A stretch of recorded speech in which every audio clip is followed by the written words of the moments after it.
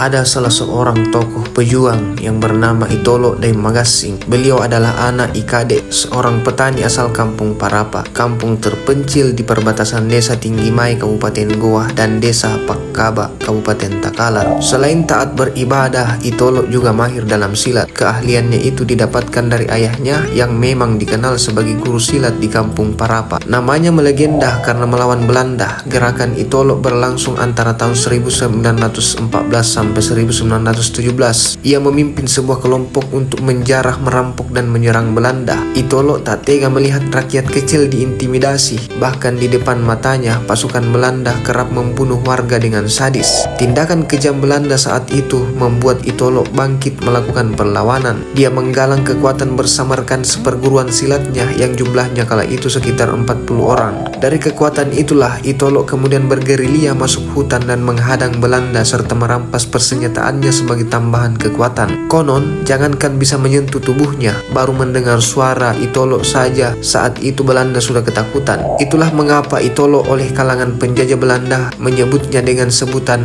Pagorra Patampuloa, yang artinya penjahat yang sangat berbahaya dan memiliki 40 orang pasukan. Tindakan pemberontakan melawan penjajah membuat nama Itolo semakin dikenal masyarakat. Ia dikenal sebagai pembela masyarakat miskin dan kecil. Besarnya dukungan rakyat juga yang kemudian membuat Itolo melebarkan strategi gerilyanya melawan penjajah Belanda hingga ke daerah Bajeng, Kabupaten Goa. Di sana ternyata Itolo bertemu dengan dua orang pejuang dari kerajaan Bajeng yang bernama Ibasareng dan Irajamang. Sengitnya perlawanan yang dilakukan oleh Itolo kemudian membuat Gubernur Jenderal Belanda yang berkedudukan di Sulawesi saat itu menjadi marah dan naik pitam, dan akhirnya menginstruksikan kepada pasukannya untuk menangkap Itolo beserta rekan-rekannya hidup ataupun mati. Gubernur Belanda membuat sayembara bagi siapa saja yang bisa menangkap Itolo hidup atau mati, dengan imbalan uang golden kala itu yang nilainya cukup besar akan diberikan. Namun upaya yang dilakukan Belanda itu gagal. Warga pribumi malah menganggap Itolo sebagai pejuang dan langkah perlawanan yang dilakukannya semata untuk rakyat kecil.